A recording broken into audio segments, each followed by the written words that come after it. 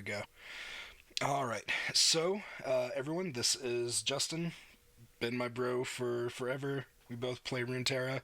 I'm a little bit more of a what's the word casual player when it comes to Runeterra, and I believe, correct me if I'm wrong, Justin, but you like to be a little bit of a brewmaster. You make a lot of random crap.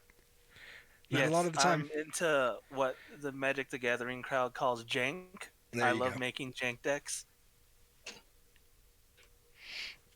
Yep, and that jank is frustrating from time to time. Sometimes, if I get lucky. Nice, Kermit. I'm glad that the time that I'm streaming works out better for you. Probably most of my streams will end up being earlier on, especially now that I'm in Mountain Time. Anyways, let's go ahead and get started. So, we're probably just going to go through each of the new cards in the faction that they're a part of, and we'll start with the Bilgewater ones.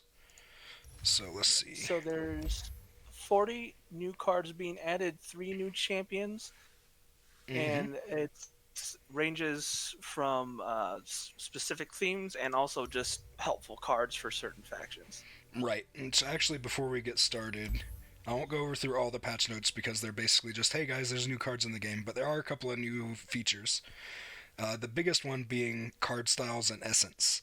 So now they have this new currency in the game that you get by playing, especially through playing ranked, as you can see through this little graph here. And those essences get you shiny new cards. So now they have foiling in the game, basically. So the more competitive that you play, the fancier your cards will end up looking. Which I think is a pretty neat idea. They've updated some of the art. All of the reward tracks now go up to level 30, so there's a lot more just free rewards in the game. This beautiful new cat guardian and this riven deck sleeve. Yeah, I guess that's the right word. Deck sleeve looks fantastic. But anyway, let's see, collection cards. So the first card we'll be taking a look at is the Wiggly Burblefish. Alright, so this is a 6 cost, 3 1. It comes with elusive, and his cost is reduced by 1 for each spell that you've cast this game.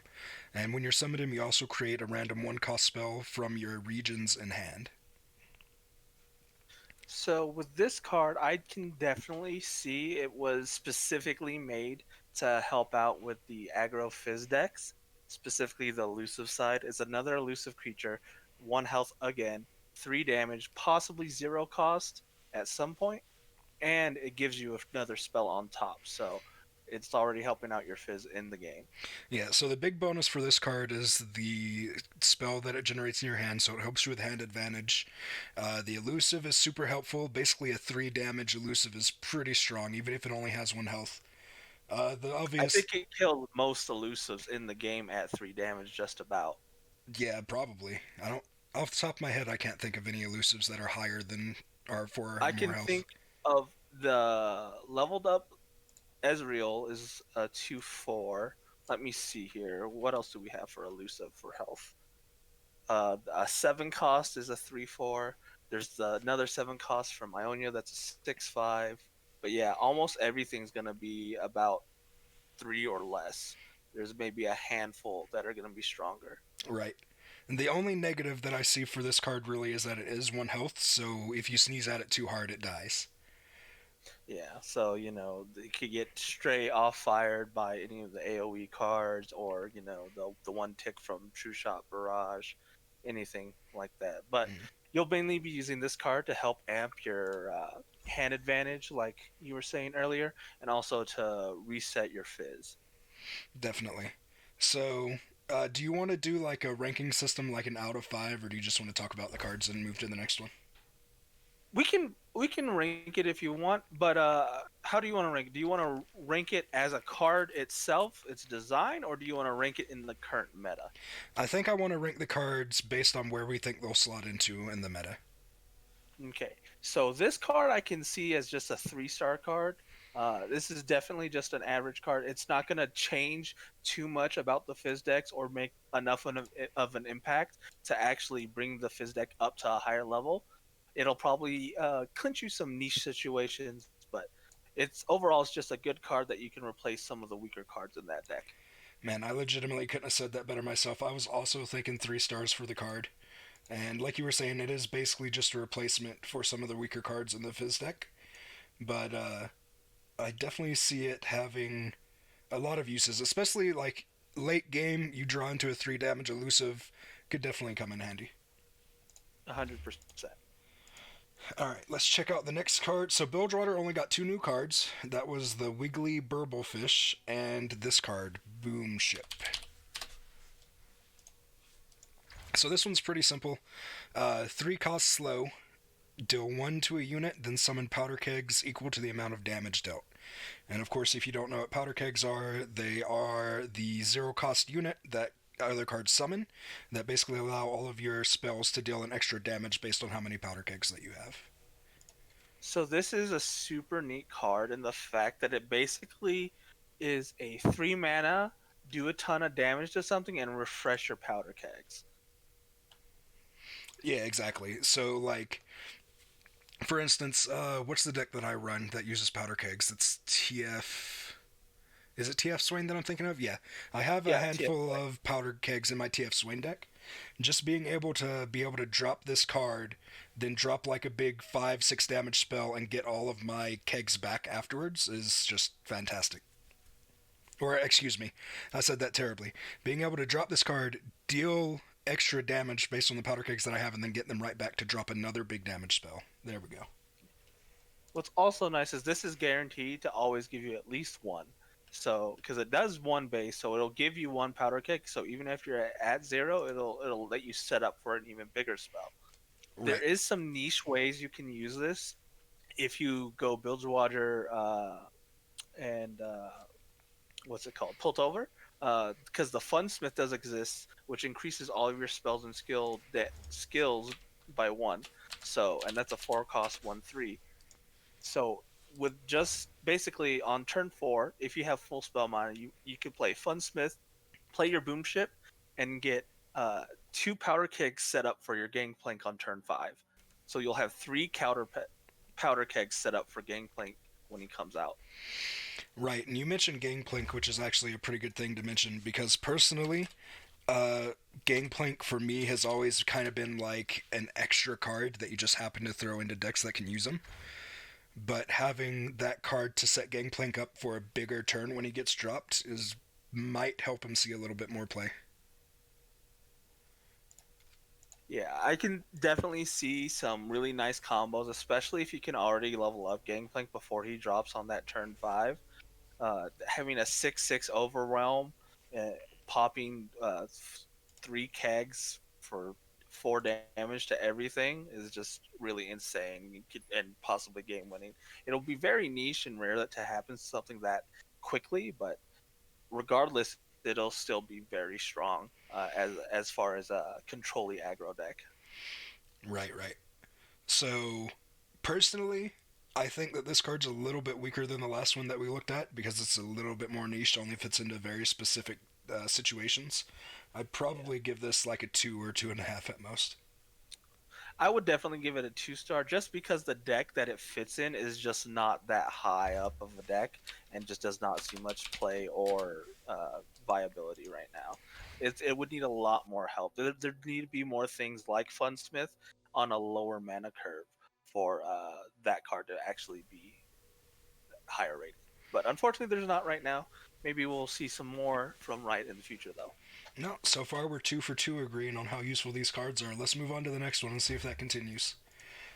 Next one, we're starting up with Demacia, which also only got 2 cards this patch. We're doing the Grand Plaza. So the Plaza is a landmark that costs 3. When an ally is summoned, give it +1/+1 and Challenger this round. Okay, so this card, I'm gonna go ahead and say it's at least 4. I'm leaning on 5 stars. This card is insane on a 3 mana landmark. Yeah, I'm definitely agreeing. It's definitely I'd probably put it at a 4 star. Just giving all allies extra damage, health, and challenger is ridiculous. It'll definitely help out aggro decks. Um, let's see. I'm trying to think The most of. Go ahead.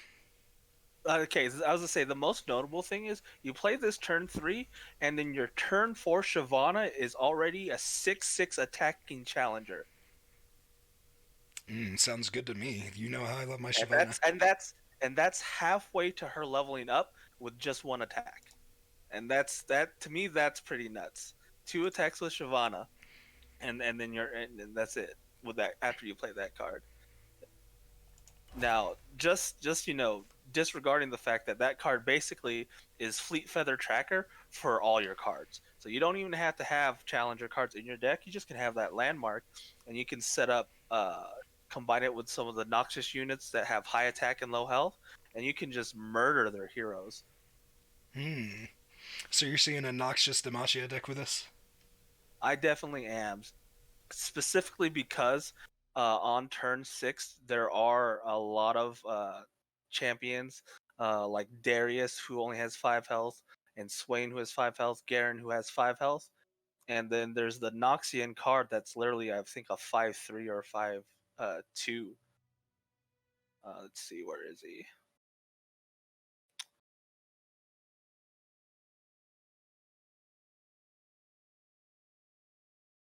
Yeah, 5/4 actually. He's 3 mana 5/4. So on turn 6 you can play the Grand Plaza, play Reckless Trifarian, which is a common Noxian card. 3 mana 5/4 can't block, and he has Challenger. And you can pretty much just kill whatever they just played on turn 6. There you go. Yeah, honestly, the +1/+1's fantastic, but the addition of Challenger is what really pushes this card over for me. Just being able Mm-hmm. to drop down whatever strong card that you have and target down your opponent's important piece in whatever combo they're doing. It's just too good, in Yeah. my opinion. Could you imagine playing Swain and then someone plays that combo on you and just kills your Swain? Oh god, yeah. And Any and that it's just like it's heartbreaking. any combo that can target down Swain or even Leviathan in the Swain deck is just super strong to counter it. Hmm. All right, so the second of two cards for Demacia is Captain Arika, something like that. So this is an 8 cost elite. He comes with Spell Shield and a play effect, which captures a unit or landmark, and capture cards are removed from the game and returns when the capturing unit leaves. So basically, if the captain's killed, the captured unit comes back. Let's see. It has a second card, Claim. Play capture unit. Oh, that would be no. I don't know when that's created. Unit spell like. I guess it's just his effect. That's the card that shows up to capture the unit. Got it. All right. So 8 cost 6/6 that captures a card when you play it with spell shield. What do you think? Honestly, I think it's okay. Hmm. It's not that great. I would put this at a 2, honestly, just because that 8 mana cost is really gonna hurt it. There's not a whole lot you can do early on about to landmarks in Demacia anyways. So having to wait till turn 8 is just really painful. If you don't have any other way to deal with landmarks. As far as capturing, it can be a very good late game card. Taking away the Tryndamirs or the Callistas, whatever's just in your way as Demacia. Yeah, I definitely agree with you there. Whenever I see a high cost card like a 7, 8, or a 9, pretty much it has to have like an overwhelming effect for me to really call it a good card. Because usually you'd rather want to play like 2 or 3 small cards instead of just one big one because it'll just get removed by the removal in this game, which is ridiculous. Yeah. Uh, So like my biggest problem with this card is that there's uh, a very similar card called Reinforcements. That's a spell. It's 8 mana, slow spell. Summon 2 Dauntless Vanguards, then grant elite allies +1/+1.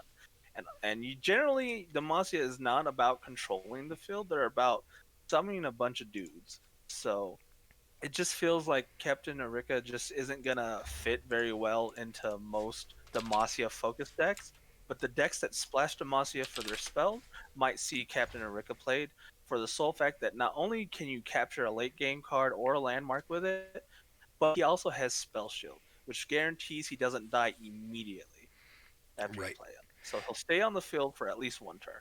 Yeah, the ability to snatch a landmark away is definitely something not to overlook, especially if you're playing something like the TK Soraka deck that wants to win through its healing alternative win strategy. And if you can just pluck that out from under them, then they're kind of dead in the water. Yeah, and I Personally, believe capturing does reset the count on the landmark because it has to see the triggers, ooh, and when it's released, I believe it resets to 0. if it does, that's pretty big. Honestly, I think. What did you give this card? A 3? I would give it a 3. I could see it in some of the decks that use Demacian spells, but as a Demacian card as a main focus, I don't think any Demacian deck's gonna play Captain Erika over reinforcements. Alright, sounds like we're still pretty much agreeing with each other. I'm also giving this one a 3. So that is Demacia all done, and now we move on to Freljord, which also got 2 cards. The big winner in this set is Noxus. There we go. I can't Yeah, talk today. Noxus. But anyways, to Freljord, it has 2 cards. The first one is a landmark, the Scar Grounds. Alright, so this is a 3-cost landmark. If I can get it to pull up. What's happening? Alright, anyways. When you play it, or sorry, on the field, when an ally survives damage, grant it +1/+0 and tough. So if you want, Choj, just go ahead and remove the and just put in Scar, and you can see all the synergizing cards that go with that landmark. Nope. Just everything. Just Scar in the search Scar? bar. Yeah. Yeah, yeah, just the word Scar. And then switch it to Freljord. Oh, Freljord, gotcha. Yeah. Where is... It's here. Alright, so what do we want to talk about? So, as you see, all these cards have the keywording on it. When I survive damage, the only one that doesn't has Scar Maiden Reaver because she has regen. That's her thing about the Scarred tribe. So with the Scarred tribe, Riot created basically incentive to fight with these cards and also self damage. Now there's a card called Ember Maiden, I believe, or the Ember Maid, something like that. Yeah, Ember Space Maiden. 3 mana, 3/2, round start, deal 1 to everything. That's going to trigger your Scar Grounds, giving them tough, granting them tough permanently. And if you have your other Scar creatures out, that means your Ember Maiden deals 0 damage to your creatures from then on. Okay. So that's going to be the main combo you're going to see the Scar Grounds being used in. Maybe also combining with the Targon healing fountain that heals for +1, because that's just, you already take 1 less damage and then you heal 1 damage on top of that. You're basically subtracting 2 damage from every attack that your creatures take. Okay, yeah, I could definitely see that working. That seems like a very neat tribal mechanic with Scargrounds now. Is they just constantly get +1 and tough. And it's a grant, so they don't go away. Yep, and it's the same with the Scar creatures as well, or the allies. Whenever they survive damage, it's a grant. So, and it's always +3/+0. So with the Scar Grounds out, it'd be a +4 for every time they take damage, which And is tough, so... pretty insane. And tough, but the tough's permanent. So True. So yeah, I could see that being a super strong deck. Definitely something to try out. Personally, just as like a wider view of the meta, I'd see this maybe seeing some play, but I don't see it in a lot of decks. I'd probably give it a 3 just because of how strong it can be in that deck that you mentioned. Exactly. With its niche, it has a very specific niche, but it's so good that it does make it at least a 3. I would also give it a 3, maybe even a 3.5, just because that constantly grinding +1 is very, very nice. And the fact that you can literally get it started on turn 4. Uh, if you have some of the one cost Scarred Reavers down, you play your Scar Grounds on turn 3, and then the Ember Minion on turn 4, and you've got someone that's going to be a 4/2 with Tough on the start of turn 5, and only scaling by +4 every turn after that. All right. Well, let's go ahead and move on to the last card in Freljord, which is It That Stares. So this card is very interesting in the fact that it shows that Riot acknowledges that every region needs a way to deal with landmarks, and they're giving them that now.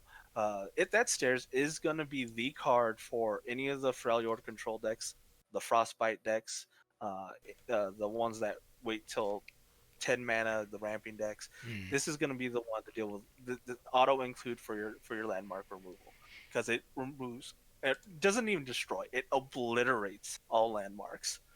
I mean, you know how I like my obliterate.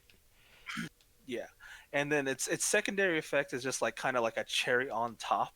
It's also a board clear, and if you're using Scar Grounds, it's actually only 1 damage to your units because they're probably already tough.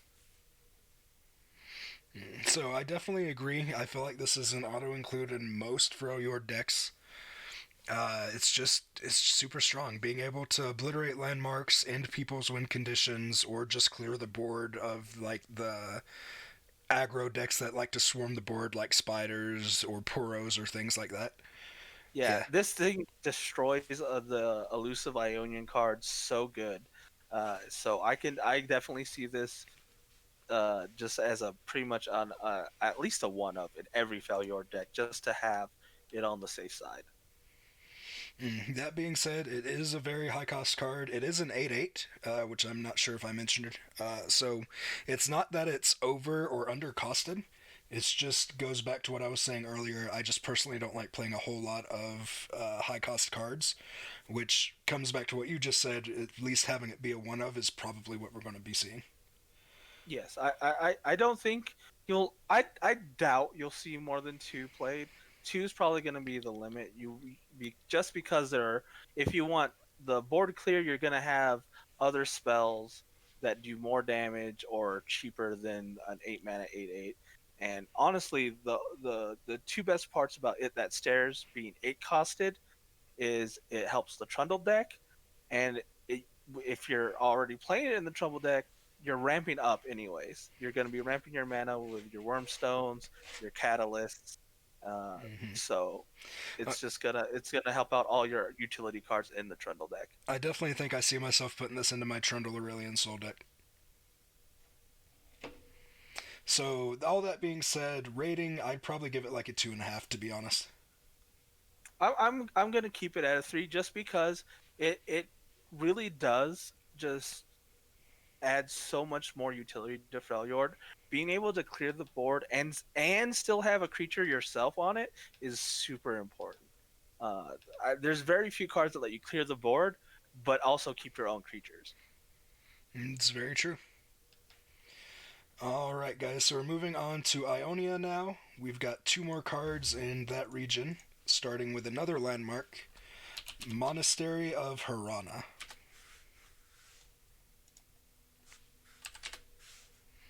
Oh, that's why. Oop. All right, so this is a three-cost landmark that has the ability Round Start, create a Sanctuary in hand.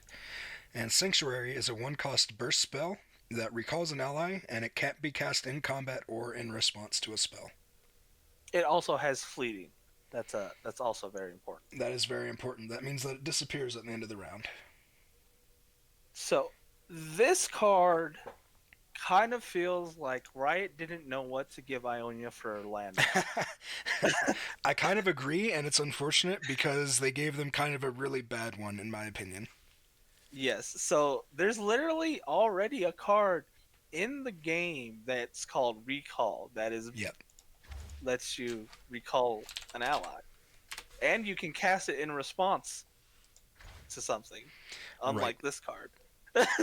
Yeah, So I just feel like it's worse the whole overall. thing that it says with you can't do it in combat or in response to a spell kind of kills it. If it was just create sanctuary, recall an ally, I'd probably be giving this card a higher rating just because it gives you a lot more flexibility.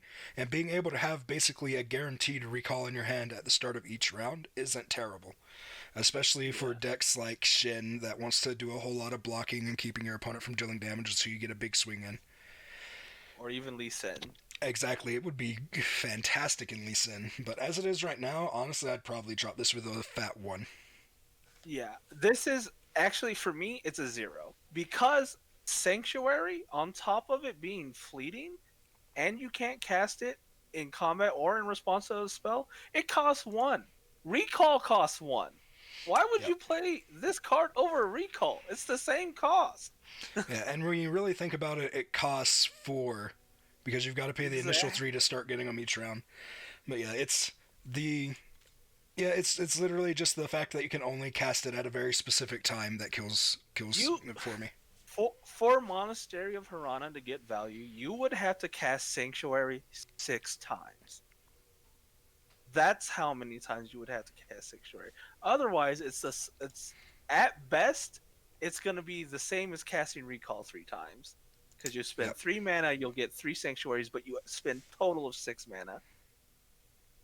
The only thing it does, honestly, the the only thing I would actually see this be played in is maybe to add hand value to a discard deck. That's where I can see it having value because it does give you a card to just throw away every turn. Yeah, that's true. It's having cards that generate other cards for you to discard isn't always or is usually a pretty good thing, but it's such a niche idea that it's barely even worth mentioning. So, like, the very nichest thing I could see is maybe seeing uh, Shadow Isles play this card in combination with cards that give something ethereal as a defensive maneuver. So you give something the +2/+2 ethereal, then you recall it, making it not die, and you just play it back down. Hmm. And then of course, Shadow Isles has a lot of the kill spells, etc., like that. So it could be interesting, especially with the miss race. You know, you can recall the miss race over and over again. That's really the only niche I could see it in. But even in that deck, there are still better cards than the Monastery. Because for 3 mana, you're actually looking to put at least 2 bodies on the board or a very strong card with Shadow Isles. Yep, couldn't agree more. All right, I think we've said everything we need to say about this card. Let's go over to the other Ionia card, Homecoming. Speaking of recalling, so Homecoming is a 5 cost fast speed spell. You get to recall an ally unit or landmark to recall an enemy unit or landmark. So this card is very, very nice. This card is pretty huge.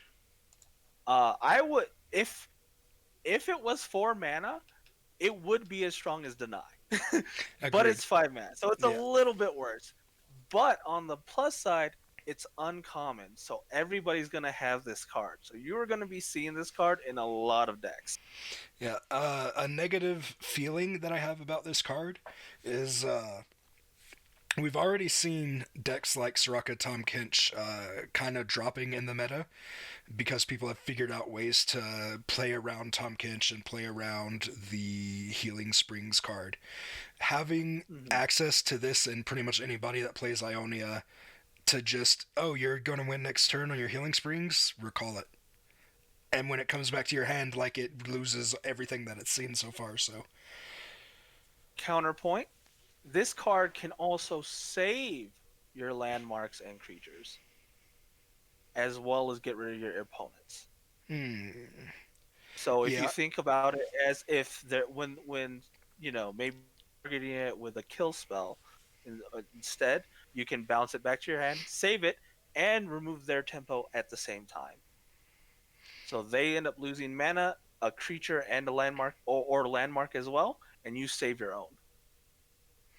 So Mm, it's kind of double sided in the fact that it does help, but it also creates more options to deal with landmarks and troublesome creatures right. and or and heroes. I see So your argument, but I would kind of counter that playing this card is basically just a stalemate because exactly. you're also losing 5 mana in order to save that card.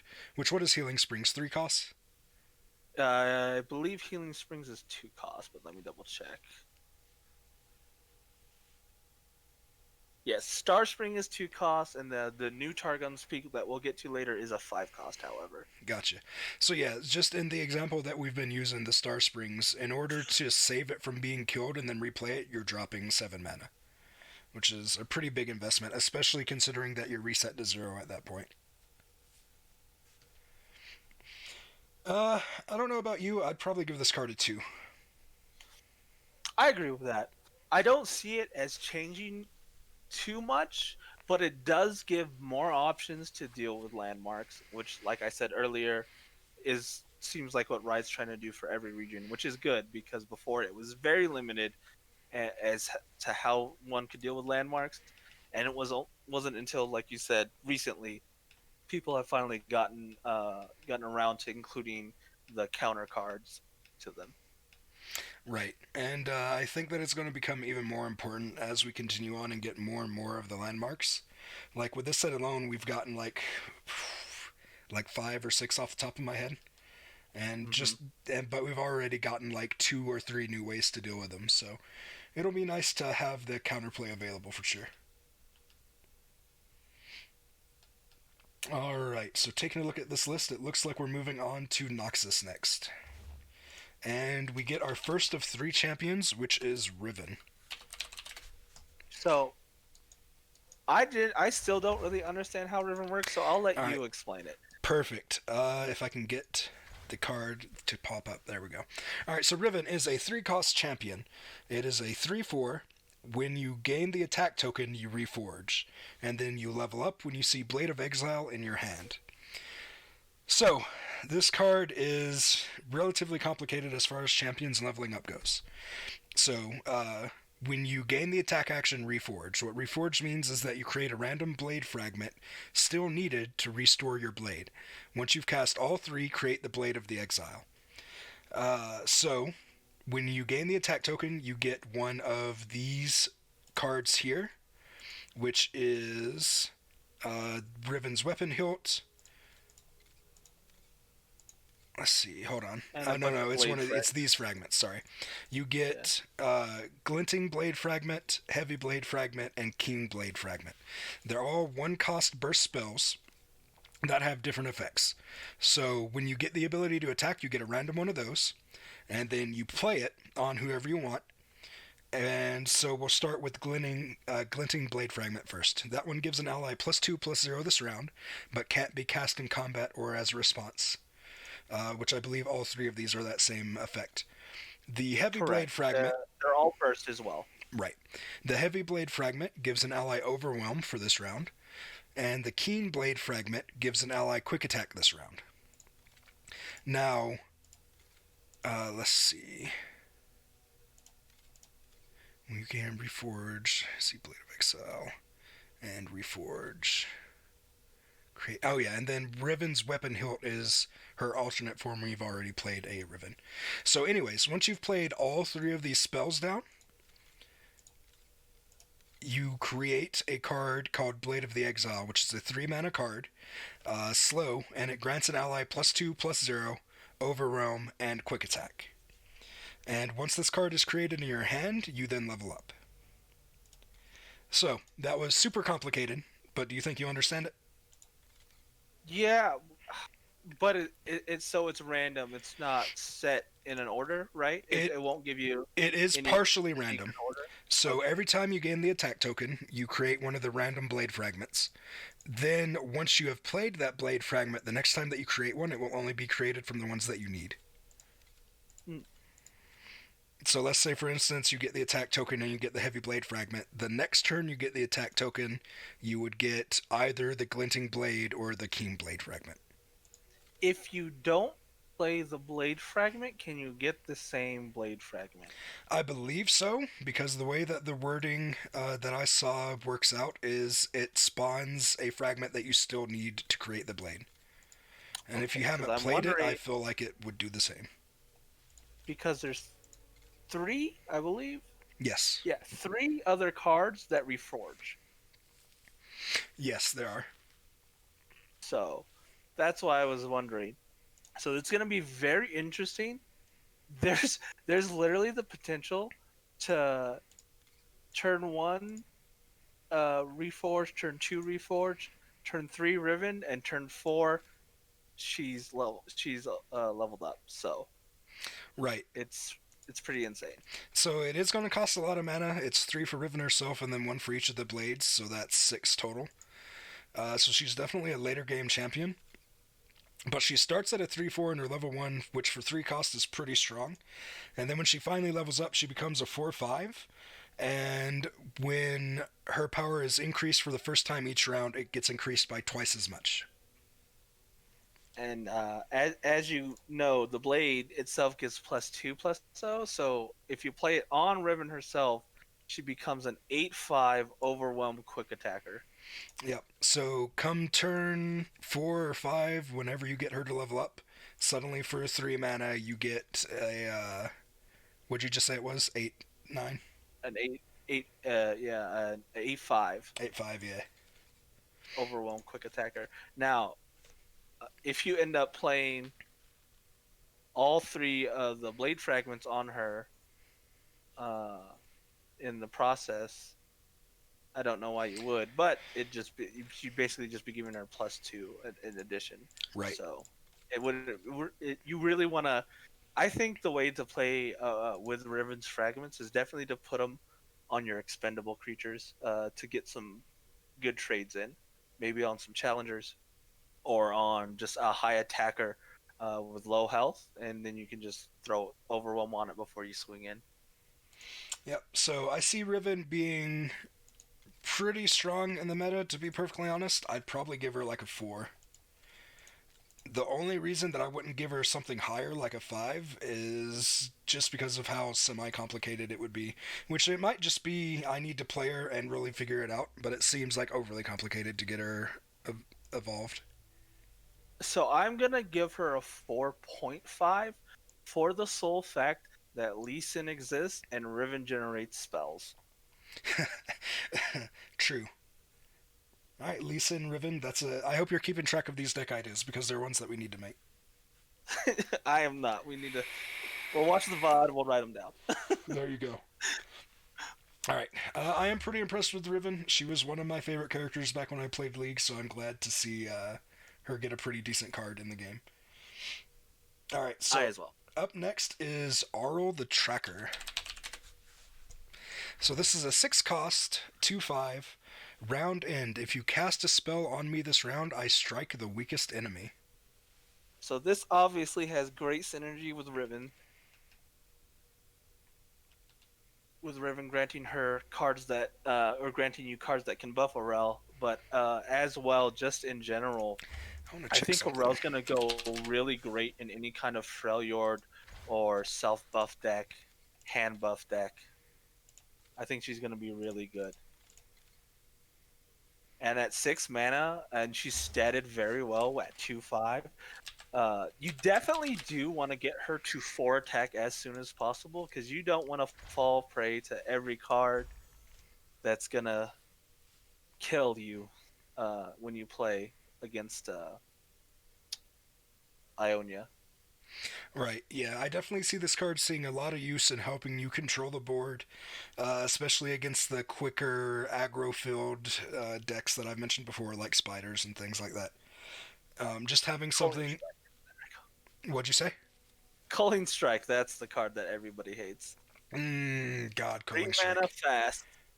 3 mana fast spell kills anything with 3 or less power. That is going to be very bad for any card like that. So you definitely want to have either a buff immediately ready to get her over that 3 attack point, or hand buffed pre pre putting her down. So Okay. Well, I don't have a whole lot to say about this card myself. Uh, so what about you? What do you think that you'd give it star rating wise?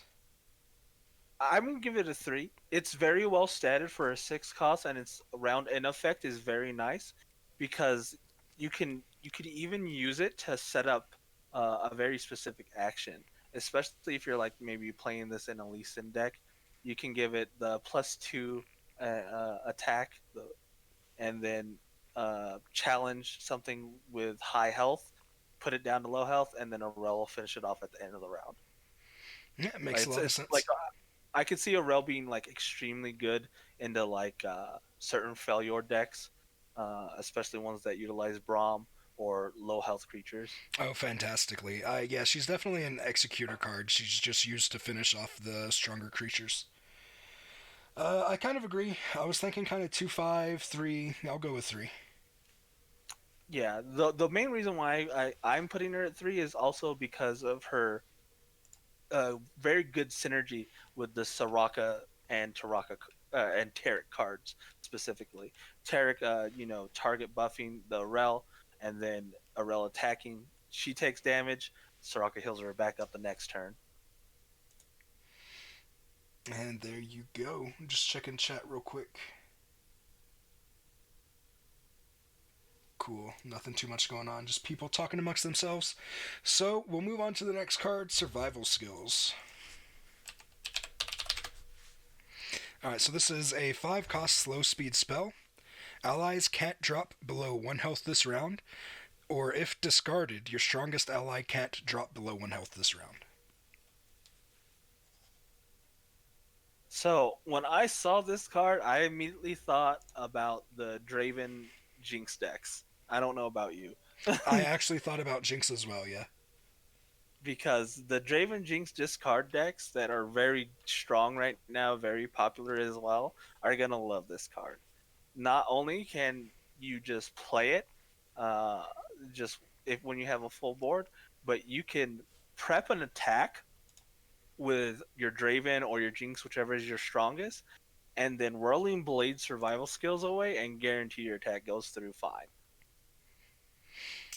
Very true. And just being able to have an effect on the board that basically says, hey, whatever happens this turn, none of my stuff's dying, is pretty strong. I I think that the other thing that makes it really strong too is its rarity. It not being at purple at the epic cost makes it so much more readily available for people to craft or get, that mhm. we're going to be able to see it in action all the time. True, and it's also one of those cards, as we were saying, it always has a use, because even if it gets discarded, then your strongest stuff is still sticking, guaranteed to stick around for a turn. So any card that has that discard synergy is absolutely fantastic, especially when paired with Jinx. Personally, I think this card has a dedicated deck that it's already going into, which you mentioned is the Jinx Draven deck. And yeah, I'd probably throw a 3 on this one, to be honest. I'm leaning closer to 3.5, but I think if it was just a little bit less in cost, if it was 4 mana, it would push it up. But Yeah, at 5, I think it's pretty fair and balanced. yeah, that's along the same lines of what I was thinking. 5 costs makes it a very balanced. Anything less would have made it a little bit too strong. Hmm. All right, next up we've got the Brutal Hunter. So Brutal Hunter is a 4 cost challenger at 3/3. When he's summoned, he gets quick attack for the round. So if you wanted a good challenger card to throw in your barrier decks, this is it. This is probably one of the best challenger cards you can drop on turn 4. Yeah, I could definitely agree with that.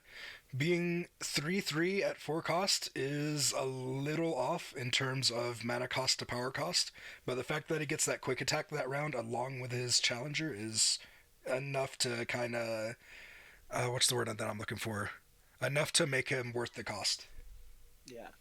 To put it into perspective, the only other 4 cost challenger that you can play is going to be the Elite Silverwing Vanguard from Demacia that makes 2/2/1 challengers. and so that's not that great. And then there's also the Demacian card Laurent Chevalier, who is a 3/2 challenger and on strike creates in hand another challenger. So that one's about on par with Brutal Hunter. But if you're wanting to run a more damage focused deck with Noxian cards to go with those barriers, I would definitely auto include Brutal Hunter because the quick attack is just so good.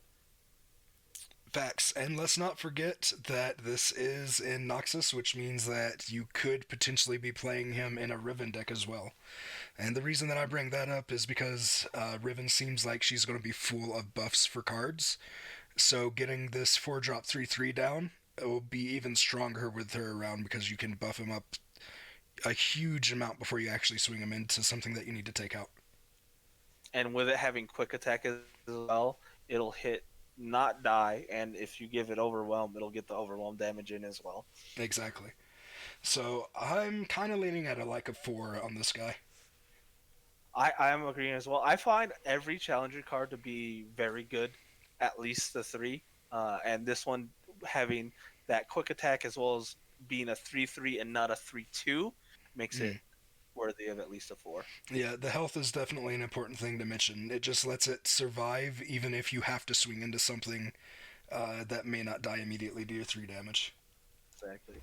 I like the three over the two is just so big because another popular deck is the Ezreal type decks, and Mystic shots are bound everywhere. The one thing the one thing you will have to look out for, of course, is going to be uh, the Draven Jinx decks, uh, which have the 3 damage bombs, but that's about it. hmm So let's see. Up next, we've got Hunt the Weak. Hunt the Weak is a 2-cost slow spell. Your opponent discards the weakest follower from hand. So this card I find very interesting because this, as far as I know, is the first card that directly attacks the hand of your opponent. You've We've had cards that attack the deck via plunder, uh, but yeah, Hunt the Weak is a very interesting card. Yeah, I can't think of any cards that target the hand, so this might be the first little dip that we have towards Mill, which, dear God, please don't let Mill come into this game, please. Um, personally, Well, we'll see. personally, I'm not a huge fan of it because you're basically playing a card to remove a card from your opponent's hand and also spending 2 mana. It's also their weakest follower, so if if played late game when your opponent doesn't have a ton of stuff in their hand, one, it could just completely whiff and not hit any followers if they have only spells. But two, that would be when you would want to play it because it puts them at a worse card advantage and just lowers their hand more. Early game, you're almost guaranteed to hit something, but at the same time, does it really matter? I think my biggest problem with this card is it says follower. If it said ally, I could say it has a good place in the meta with Feel the Rush in the game. Uh, Feel the Rush, for those of you who don't know, it summons two random champions from your hand and deck, raise their stats up to 10. So with Hunt the Weak, uh, generally that's gonna be able to pull those and discard those champions out of their hand if it said ally, but unfortunately it says follower, which means it's gonna just not even hit uh, what's most likely your primary targets. I don't see this card being very good in much of anything because it has that follower restriction. Yep, I agree with that. The follower restriction really hurts it here. Hurts it bad enough for me to give it like a 1 out of 5. Uh, I also agree with the one. I won't give it a 0 because there is some niche use. Because there are some very strong followers. Uh, for instance, Captain Farron and the Leviathan from Noxus both. If Yo, you want to get rid of those cards. if I'm playing my Swain TF deck and somebody hunts the weak my Leviathan out of my hand, I am gonna be so fucking salty. Just keep that in mind whenever you're playing against another Noxian deck. They may be playing Hunt the Weak. I could definitely see if the Swain decks take off again. I could see people running Hunt the Weak to try and counteract Leviathans. I could see it. I don't expect it, but I could see it. Yeah, I don't expect it just because there are a few cards that are a few followers, specifically the Arachnid Sentry and the Legionnaire and the Demolitionists that are much lower costed. But All right. we'll see. On that note, we are moving on to the Wrathful Rider. So Wrathful Rider is a 5-cost challenger, 7/3. So this card, I have mixed feelings about this card. It is Yo, very good statted for killing enemy champions. I've just got to pause you real However, quick and talk about this full art on this card. Holy crap, that looks fantastic. oh, the full art, Yeah. yeah. Anyway, sorry, continue. So the 7 attack, that pretty much guarantees it's going to kill anything that doesn't have barrier. That's going to be on a champion or a follower.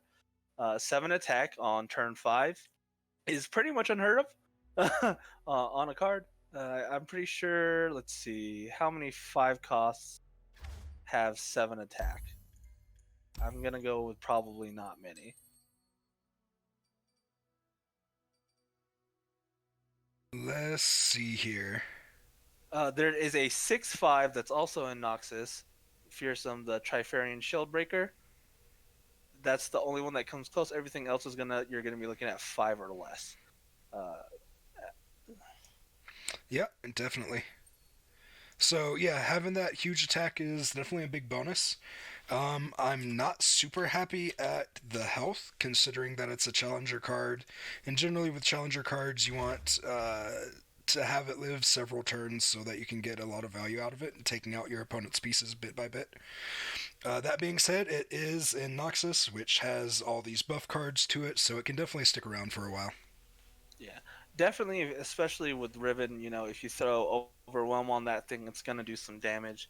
And once again, just like with the 4 mana 3/3 challenger, if you throw this into your barrier deck for some challengers over the dragons and the other challengers from the Masia, you're gonna see some good results as well, because that barrier is gonna basically negate the negative health that it has, the negative uh, aspect of its health that it has. So I'm kind of conflicted with this card. What are you thinking about rating wise? Just because it literally dies to so many spells on turn 5, I'm gonna have to give it a 2. Just because you throw it down, it's most likely gonna die as soon as it hits the board on turn 5.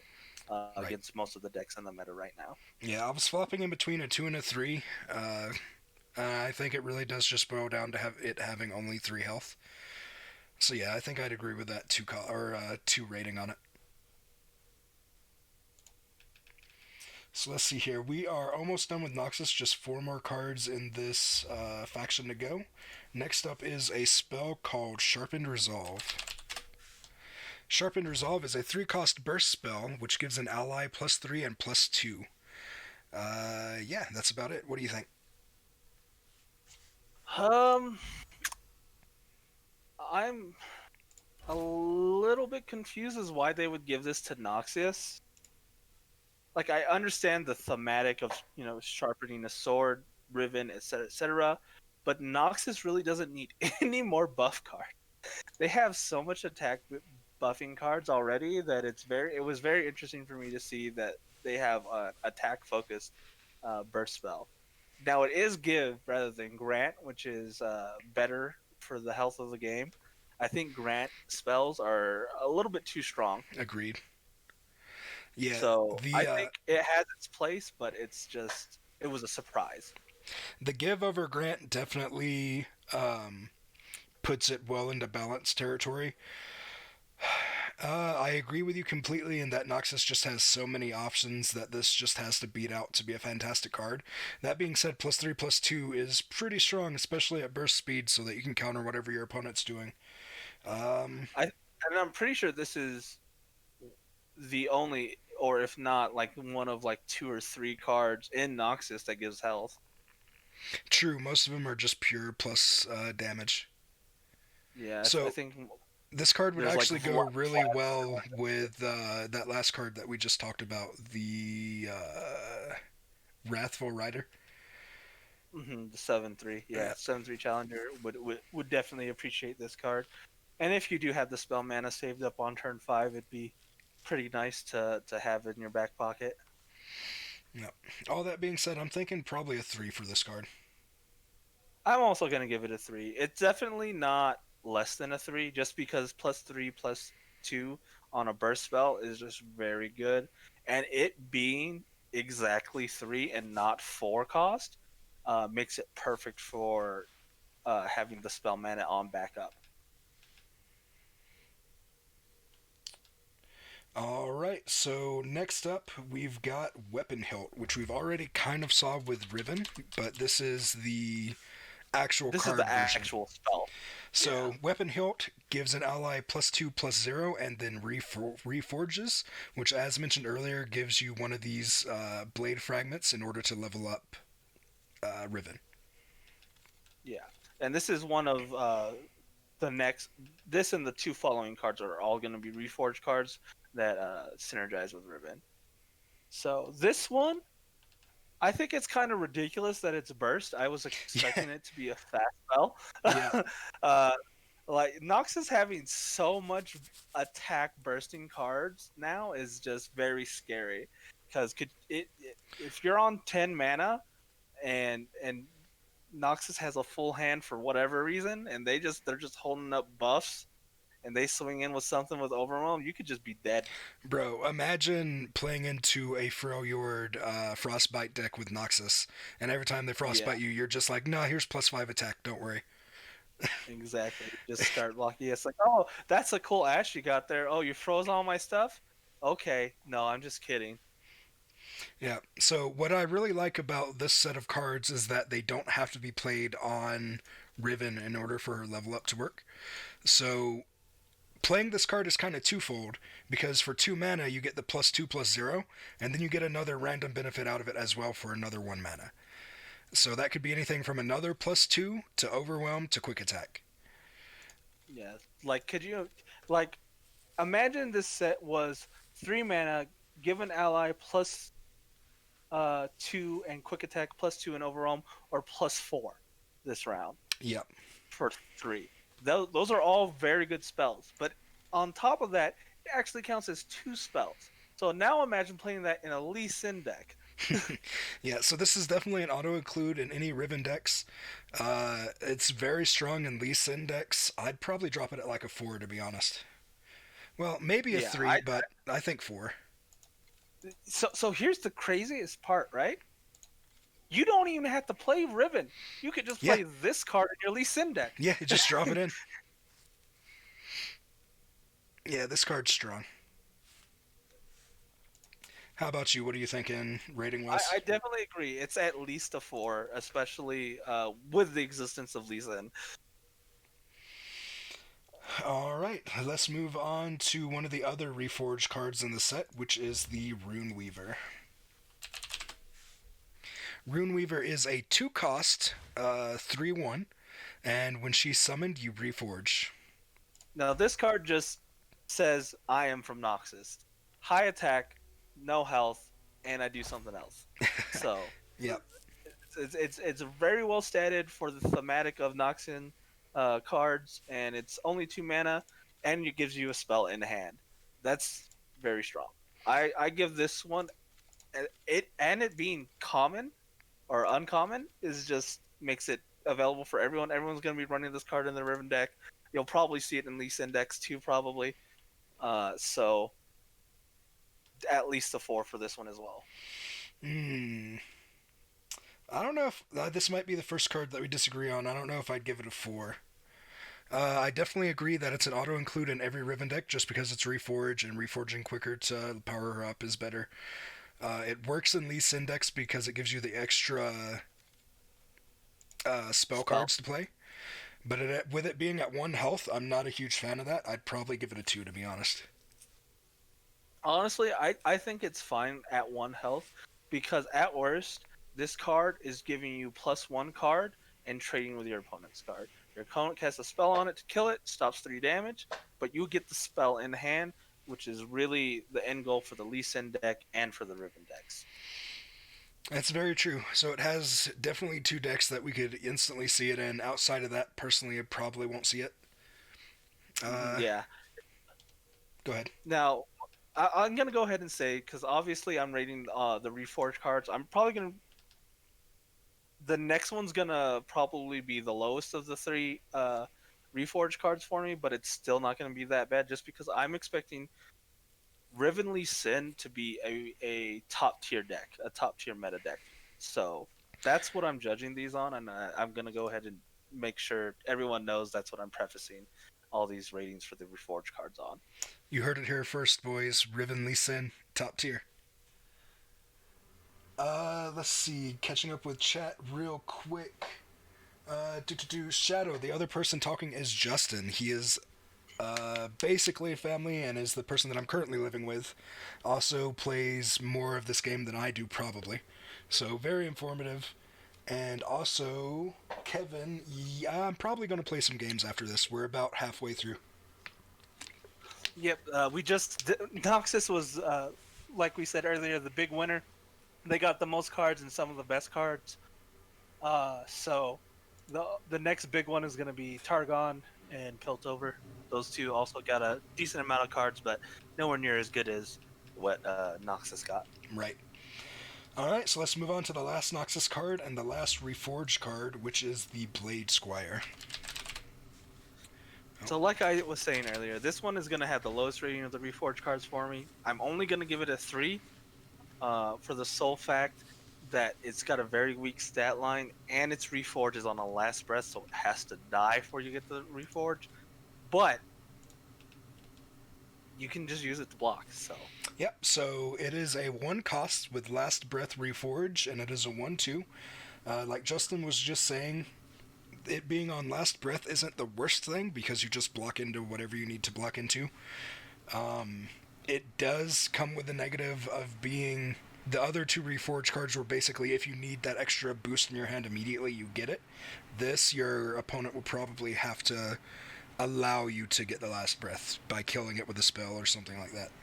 yeah, the only other way I can see you activating Blade Squire is if for some reason you're running a Vladimir type Riven deck, then you could drain the Blade Squire yourself and kill it.